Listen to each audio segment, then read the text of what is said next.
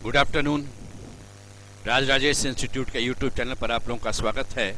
मैं राज राजेश आज आप लोगों को फिर एक सेट लेकर बतलाऊंगा जो आपको सी सेट में, बीपीएससी प्रीलिम्स में, एसएससी सीजीएल में, बैंकिंग की परीक्षा में, दारोगा वाली परीक्षा में, इन सभी में आपको काम देगा। 10 क्वेश्चन है इस सेट में। जो सीरीज आपका चल रहा था उसका 14वां सेट है, आपका 14th। इसमें क्वेश्चन जो हैं वह पिछले वर्षों में जो पूछे गए हैं उन्हीं में से क्वेश्चंस है। आपका मैथ्स का भी है और रीजनिंग का भी है। एक एक करके चलते हैं। देखिए, इस दी गई आकृति में आपको एक वर्ग के अंदर 4 वृत्त नजर आ रहा है। यहां पर चारों वृत्त का साइज आपका वर्ग है, तो ये चारों वृत्त का साइज आपका बराबर था। और हम लोग जैसा जानते हैं कि ये सेंटर है, ये आपका रेडियस है। तो किसी भी वृत्त की बात करेंगे तो उस वृत्त का जो क्षेत्रफल होता है ये आपका पाई आर स्क्वायर होता है। और ये बराबर दिया हुआ है 154। पाई का value 22/7, R square 154, R square बराबर 154/22 गुना 7। ये 7 बार जाएगा तो आर का वैल्यू 7 होगा। यहां पर 2 बार 7 आ गया तो आर का वैल्यू 7 होगा। ये आर का वैल्यू 7 है तो इधर भी 7 होगा, ये फिर 7 होगा, ये फिर 7 होगा। तो इस केस में इसकी एक भुजा 4 बार 7 यानी 28। उसी तरह से इधर अगर आप चलिएगा तो ये फिर इधर भी 28। तो अगर हम वर्ग का क्षेत्रफल लेंगे, इसका क्षेत्रफल लेंगे तो 28 गुना 28, ये आपका 784 वर्ग सेंटीमीटर होगा। और इसमें 4 आपके पास वृत्त है, तो चारों वृत्त का क्षेत्रफल अगर लेंगे तो 154 गुना 4, ये आपका 616 हो जाएगा। तो क्वेश्चन इसमें यह पूछा गया कि बता दीजिएगा कि वर्ग के उस भाग का क्षेत्रफल जिसमें वृत्त नहीं है, यानी ये पार्ट, ये पार्ट, ये पार्ट, ये रहा, ये सब है, इसमें वृत्त नहीं है, इसका क्षेत्रफल पूछा गया आपसे। तो आप क्या करेंगे, 784 में से 616 हटा देंगे। 14 में 6 गया 8, 7 में 1 गया 6 और ये 1, यानी 168, 168।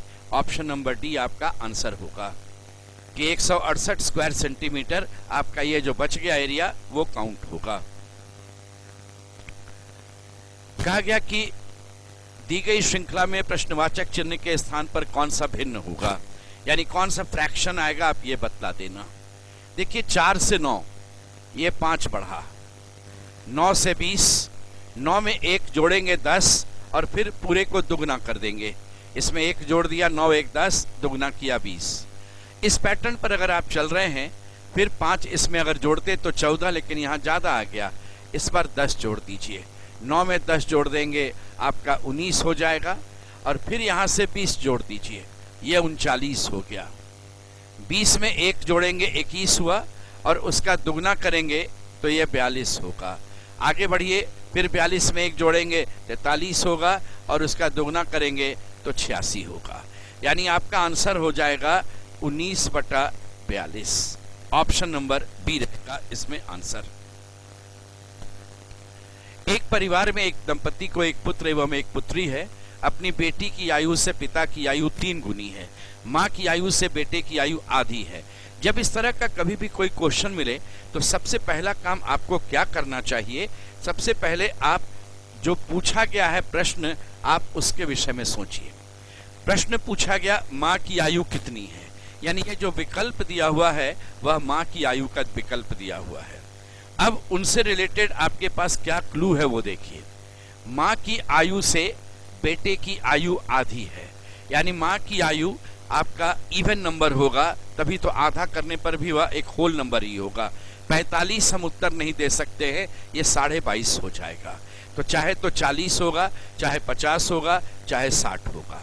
ये 3 में से कुछ भी होगा।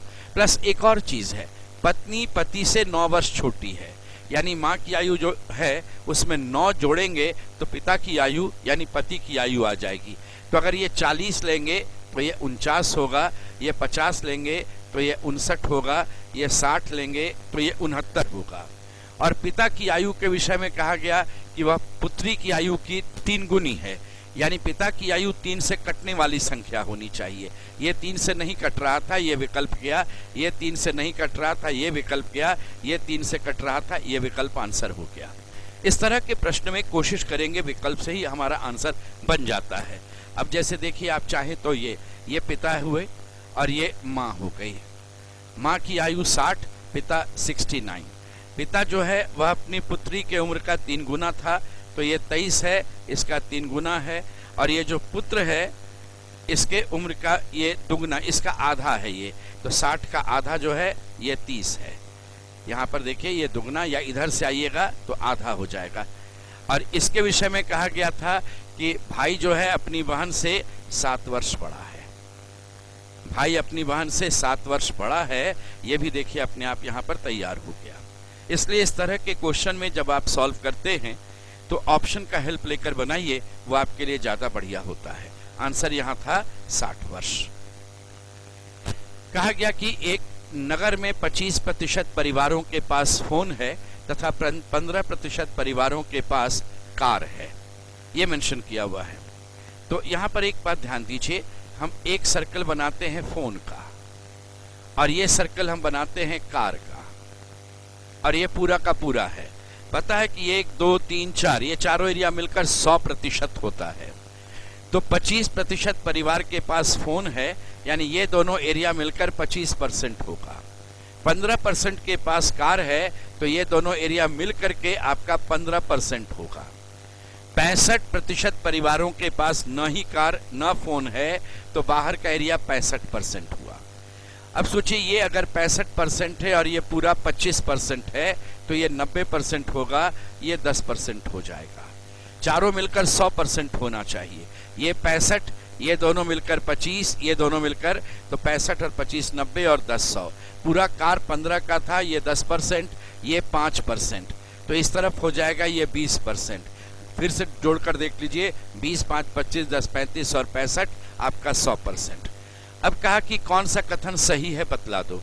पहला आपका देखिए कथन जो है वो क्या दिया हुआ है कि 10% परिवारों के पास कार और फोन दोनों है। नहीं, 5% के पास कार और फोन दोनों है, ये आपका गलत था 1 number.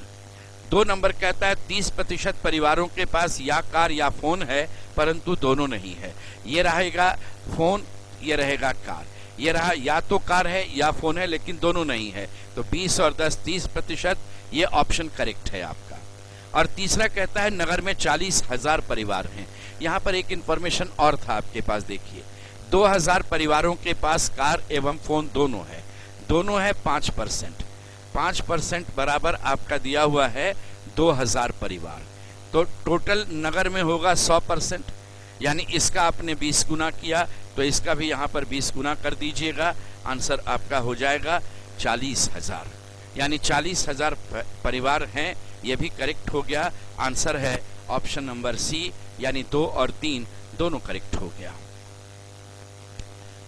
Average speed of a train from station A to station B is 25% more than average speed of return journey. The train stops for 1 hour at station B. It takes 17 hours for entire event and the train covers 800 km. What is the average speed of train from station A to station B? देखिए, जब भी train का question रहता है तो एक चीज basic है, distance is equal to speed into time. ये हम लोग जानते हैं कि दूरी बराबर चाल या वेग गुना लगा हुआ समय। कहता है कि एक ट्रेन है जो स्टेशन ए से चलती है, स्टेशन बी तक आती है और फिर वापस आती है। जब जाने के समय उसके लौटने वाले समय से स्पीड उसका 25% ज़्यादा होता है। तो अगर मैं इसको ऐसा करता हूँ, 100 भी मानूंगा तो वो 125 भी हो जाएगा। आप इस तरह से चल सकते हैं, ये 100 भी लीजिएगा, अगर मान लो ये 100 भी है तो ये आपका 125 भी होगा। हम यहाँ 4 या 5 भी ले सकते हैं अपनी सुविधा के लिए। 4 से 25% एक बढ़ेगा तो ये 5 भी हो जाएगा। इसलिए जब भी इसमें इमेजिन करना है तो x मान करके क्यों चलेंगे, हम लोग नंबर ही लेकर के चलेंगे, वो ज़्यादा हमारे लिए होगा।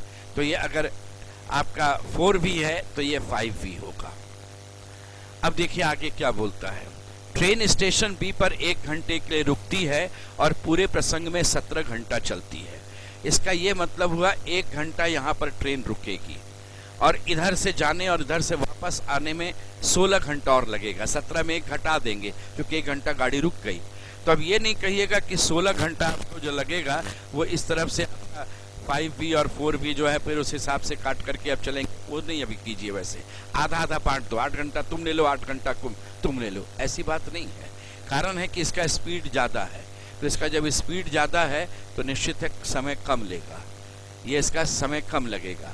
अब यहाँ देखिए क्या है। स्टेशन ए से स्टेशन बी जाने में औसत चाल कितनी है। मान लो अभी देखिए ए से बी चलते हैं, ए से बी प्लस एक चीज़ मेंशन है कि पूरी दूरी 800 चलता है, यानी 400 किलोमीटर जाने में और 400 किलोमीटर आने में। देखिए दोनों तरफ में समय और चाल में अंतर आ जाएगा। चाल तेज, समय कम, लेकिन दूरी तो दोनों तरफ के लिए बराबर होगा, इसलिए दूरी 400 400 बांट दिया। ए से बी चलिए, डिस्टेंस है 400, स्पीड है 5v और समय लगा मान लो t1। और जब आप बी से ए आइएगा तो फिर डिस्टेंस 400, समय लगेगा, आपका वेग होगा 4v और समय लगा t2। तो t1 जो है आपका वो है 400 बटा 5v और t2 जो आपका है वो हो गया t2 रहेगा आपका 400 बटा 4v।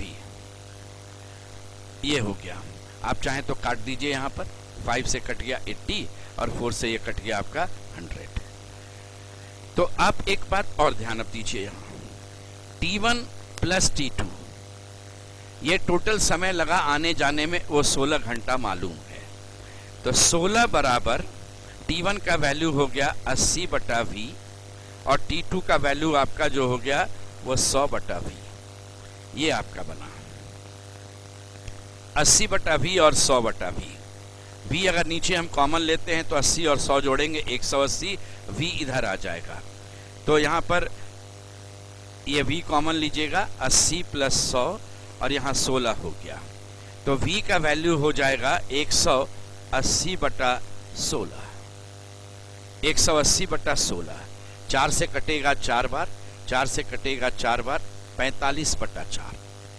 ये 45 बटा 4 हो गया v का वैल्यू। अब क्वेश्चन क्या है, a से b तक जाने में, a से b तक जाने में उसका चाल था 5v। 5v का मतलब हो गया 1v का वैल्यू 45 बटा 4, तो 45 बटा 4 को आप 5 से गुना करेंगे, ये हो जाएगा 225 बटा 4। 225 बटा 4 हुआ 4 पचे 20, 2 बचा 25, 4 गुना 6 24, 1 बचा 2, फिर ये तो 56.25, 56.25। ये आपका ऑप्शन नंबर डी था, 56.25 किलोमीटर प्रति घंटा इस चाल से चलेगा। एक ग्रुप है 5 व्यक्तियों का, के देखिए नाम लिख लेते हैं, KLMN नजर आ रहा है, R। KL तथा M महत्वाकांक्षी हैं, KL और M महत्वाकांक्षी हैं, MN और R ईमानदार हैं। इसमें मेंशन कर दिया MN और R ईमानदार हैं। फिर है KN और R अध्यवसायी हैं, KNR। तो ये हो गया अध्यवसायी। अब क्वेश्चन है, इनमें कौन न महत्वाकांक्षी और न ही अध्यवसायी हैं, न ही महत्वाकांक्षी न ही अध्यवसायी।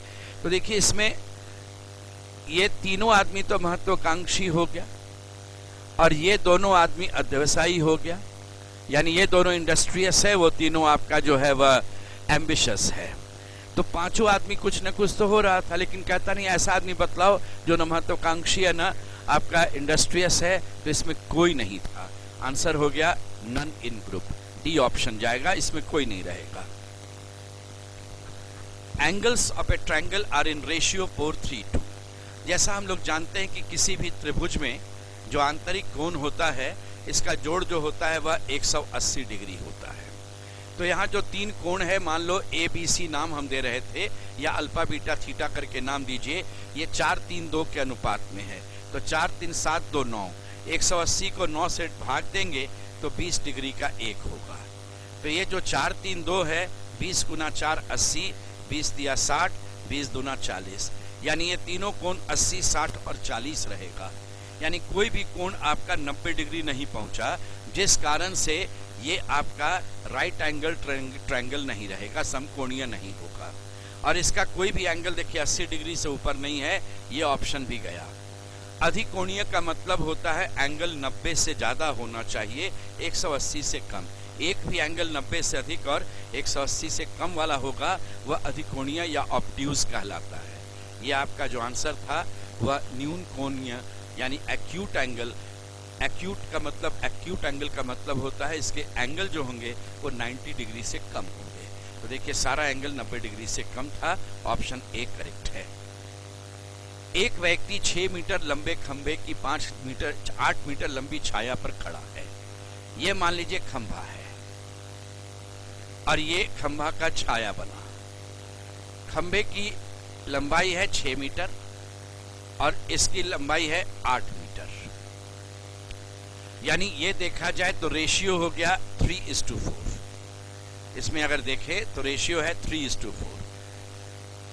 एक आदमी है जो छाया के पास उसी जगह पर, यानी जो सन रेज पड़ रहा है वो सेम एंगल पर आएगा, क्योंकि वो छाया के पास जाकर के जब रहता है, कहता है कि एक व्यक्ति की छाया की लंबाई 2.4 मीटर है। मेंशन करता है एक व्यक्ति जो क्या करता है, खंभे की 8 मीटर लंबी छाया पर खड़ा है। तो यदि व्यक्ति की छाया की लंबाई, यानी ये वाला वैल्यू दे दिया 2.4, तो बोलिए 4 यूनिट बराबर 2.4, तो 1 यूनिट बराबर 2.4 डिवाइडेड बाय 4, तो यहां पर हो जाएगा आपका 0.6। तो 3 यूनिट बराबर क्या होगा, 0.6 से गुना करेंगे 1.8। यानी इनका रेशियो भी तो इसी में रहेगा, यानी जो 3 मीटर लंबा चीज है वो 4 मीटर बनेगा, तो 2.4 बनने का मतलब ये 1.8 हो जाएगा। ये आप जब 2.4 को 4 से डिवाइड करते हैं तो 0.6 होता है। तो 0.6 1 यूनिट का वैल्यू आया, तो 3 यूनिट का वैल्यू 0.6 इंटू 3, ये 1.8 हो जाएगा। यानी उस व्यक्ति की ऊंचाई जो थी वह 1.8 मीटर की थी। तो 6 से 8, 3:4, तो 1.8 से 2.4, 6 × 18, 6 × 4 24, 3:4 है। देखिए इस क्वेश्चन में कहता है x + 2y = 2x + y। तो x + 2y = 2x + y। x को उधर भेज देते हैं, 2x - x, y को इधर बुला लेते हैं, तो ये हो गया y, ये हो गया x, यानी x और y बराबर है। तो इस केस में जब x और y बराबर हो गया तो आप y के जगह पर x के जगह पर y लिख सकते हैं। ये दोनों कट गया, आंसर हो गया 1। दोनों बराबर हो गया तो x² डिवाइडेड बाई x², ये आपका वैल्यू 1 हो जाएगा। एक सर्टेन कोड लैंग्वेज में सॉलिड को ये लिखते हैं, तो पूछा गया उल्टा है, डिकोडिंग का क्वेश्चन है, ध्यान रखिएगा। यहाँ पर शब्द का कोड आपको दे दिया और कोड किस शब्द का है ये आपसे पूछा। 5 अक्षर के शब्द हैं, कोड थोड़ा बड़ा है। तो आप एक बात ध्यान दीजिए, s का वैल्यू होता है 19, s का वैल्यू 19 है, ये 15, ये 12, ये 9 और ये 4 है। ये चीज आपका रहेगा। ये जब 19 है तो ये 23 है और ये आपका 16 है। यहाँ पर 4 बढ़ा और ये 19 है, 16, 3 घटा। तो अब यहाँ पर मुझे कोडिंग इधर से नहीं देखना, उल्टा देखना था ना, तो हम उल्टा सोचेंगे। 23 से 19, यहाँ पर ऐसे अब सोचेंगे, 4 घटा और 16 था, 19 हो गया, 3 बढ़ा। तो ये वैल्यू देखिए 27 है, ये 20 है। इसमें 4 घटाएंगे तो 23 होगा और 3 बढ़ाएंगे तो ये आपका 20 और 3, ये भी आपका 23। तो ये सिमिलर देखिए, दोनों 23 आ गया। 23 नंबर का अक्षर होता है W, यानी W से शुरू हो रहा है, ए ऑप्शन गया। फिर नेक्स्ट में देखिए, ये वैल्यू होता है 19, ये होता है 12। 19 से 15 देखिए, 4 कम है, 12 से 15, 3 अधिक है। तो इसमें से जब चलेंगे तो यहाँ पर 4 कम होगा और यहाँ से 3 अधिक होगा, तो आपका 24 और 3 27 हो जाएगा। 5 में से 4 घटेगा, 1 हो जाएगा, यानी नेक्स्ट लेटर जो होगा वह ए होगा। डब्ल्यू के बाद ए आना चाहिए। तीसरा अक्षर केवल डिसाइड कर लेंगे तो काम हो जाएगा, क्योंकि बाकी सब में तो लास्ट में वो दोनों में ई आर है। तीसरा अलग अलग है, केवल तीसरा को डिसाइड कर लीजिए, इससे आपका काम हो जाता। तो इस केस में देखिए आपका 16 में 12 4 कम और 9 में 12 3 अधिक, तो यहाँ पर 4 कम होगा आपका इस केस में, तो ये 20 होगा। 4 कम और यहाँ 3 ज़्यादा होगा, 17 3 20 हो जाएगा। दोनों तरफ से देखिए 20 आ गया, ये वैल्यू टी होगा। टी आंसर हो गया, टिक कर दीजिए, आगे चेक करने का नहीं ज़रूरत है। तो इस तरह से आपका एक सेट हुआ। ऐसा ही प्रीवियस क्वेश्चन है, आपका आया हुआ क्वेश्चन है। डिकोडिंग का जब भी रहेगा एक बात ध्यान रखिएगा कि हमेशा उल्टा पढ़िएगा। जो कोड है उससे ओरिजिनल वर्ड पढ़िएगा, जो कोड है उससे ओरिजिनल वर्ड निकालिएगा, वो आपके लिए आसान हो जाएगा। तो ये आपका एक सेट हुआ जो सी सेट की परीक्षा का क्वेश्चन। इसी पैटर्न, सेम क्वेश्चन है लेकिन इसी पैटर्न पर क्वेश्चन आपके एग्जामिनेशन में दिखेगा। आप बीपीएससी की परीक्षा दें, उत्तर प्रदेश की दें, यानी कोई भी पीसीएस की परीक्षा देंगे, एसएससी सीजीएल की परीक्षा देंगे, बैंकिंग की परीक्षा देंगे, उन सभी में काम देगा। आज यहीं तक।